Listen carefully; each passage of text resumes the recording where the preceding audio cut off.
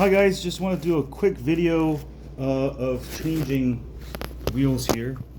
This is my Cloudwheel 120s. So I'm just gonna pull it out. Alright, should just slide up. Alright, my wheels are 100% compatible with Cloudwheel mounts. So I'm just gonna put them right back in there. And boom shakalaka. That's it. If you have Cloudwheels, you can use my TPU wheels. These are, by the way, my old prototypes, but I rode them after a while and they actually feel really good. These are about 117 or 108, I think 118 millimeters. Their size compared to 120 Cloudwheels, it's literally almost the exact same size, but 2 millimeters smaller. But they're very comfy.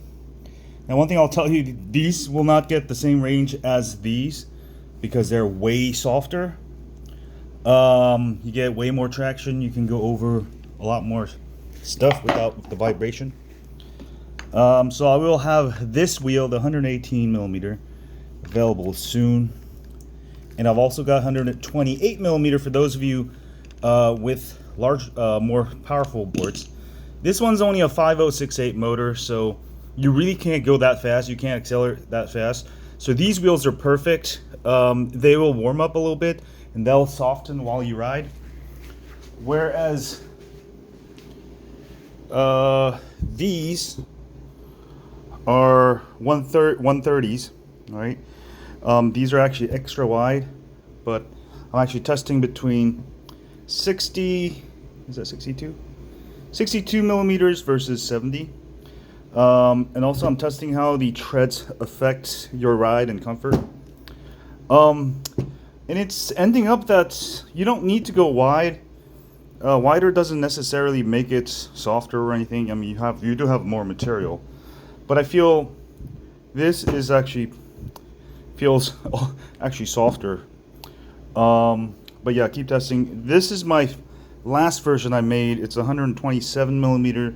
I call it B because the treads don't have the zigzags like on these. And I find that the zigzags, while they can help you grip greatly, it's just not necessary because these individual treads are good enough.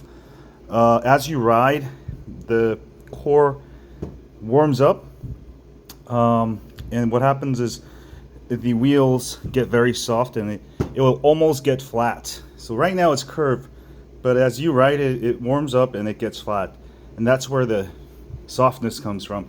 But it's great, but you are going to lose some range. These are like range about the same as my pneumatic 6-inch or 7-inch tires. The reason is that in order to make these act like air tires, basically I have to make sure there's pressure in the middle, and then it warms up while you ride, and then it becomes such a soft ride. Maybe too soft, but for those of you like getting older, you need a good wheels for commute, not necessarily like for, you know, carving and stuff. I mean, you can carve great on these also, but if you want to ride longer, but you know how if you're on your board for more than 15 minutes on especially on urethane, it just gets very tiring.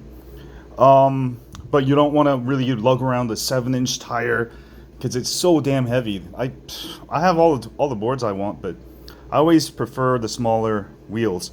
And this is lighter than Cloudwheels, way lighter than air tires. So it gives you that portability, comfort, without having to go to air tires. Anyway, I'm pretty much done prototyping.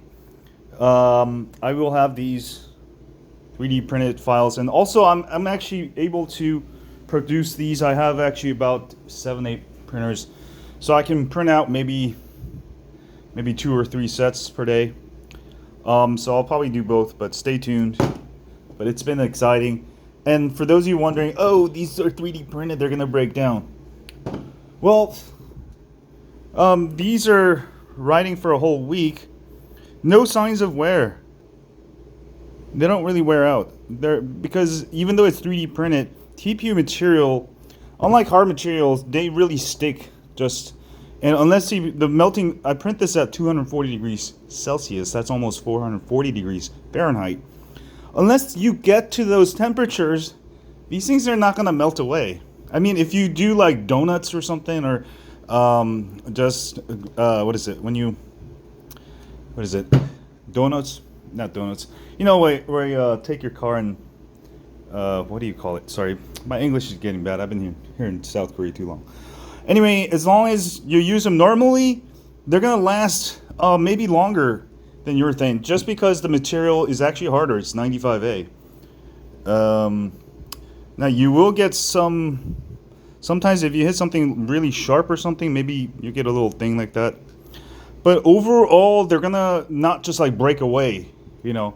And especially the way I designed them. My first wheels were terrible, but these walls over here, this is 42% honeycomb. Honeycomb is one of the most strongest structures used in aviation and all kinds of stuff, and obviously bees use them.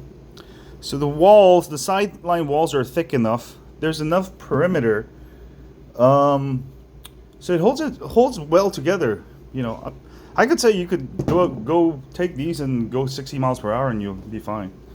But they're not designed for that. Oh, this one's a defective one. They're not really designed for that.